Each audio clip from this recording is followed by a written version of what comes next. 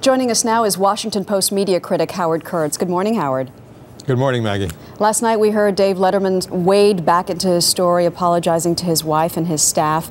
Do you think this is about taking personal responsibility or just damage control? Well, I think after a weekend with his wife, Regina, he probably had some explaining to do, but clearly there's some damage control at work as well. There's a lot we still don't know about this case. And I've had people say to me, Maggie, you know, Dave's an entertainer. He's not Bill Clinton or John Edwards or Mark Sanford.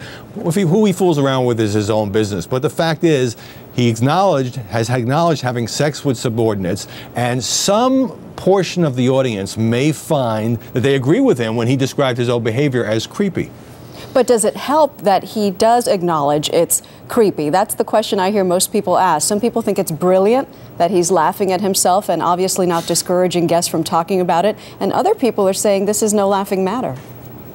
I think it was a very smart thing for Letterman to get out in front of this story. Indeed, he didn't really have much choice. This indictment was coming down against the accused CBS News producer charged in this extortion matter. And he needed to, for his own credibility with the audience, to frame the story in the way most favorable to him. I think he probably didn't go far enough the first time in just making clear to the audience how sorry he was. He apologized to his staff last night as well as to his wife. You know, in recent days, we heard the word sex with an intern woman from the early 90s saying she had a relationship with David Letterman. Those are the kinds of things that you can't just hope everyone will simply forget about.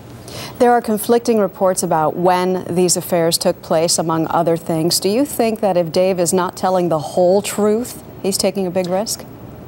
Certainly if anything happens to chip away at Letterman's credibility, that is going to, how many times have we seen this in politics, Maggie? That is going to create a real problem. And here's the other thing. There are more shoes to drop here because we don't know how many women, what period of time, but we do know that the lawyer for the accused producer, Joe Halderman, is questioning Letterman's motivation. And if he starts taking depositions and we find out more about these women, and if any woman says that she felt pressured or harassed by David Letterman, that hasn't happened yet, then this story could take a much more serious turn for CBS's late night franchise. So let me ask you to look past all of that and give me your prediction. Will David Letterman come out of this unscathed?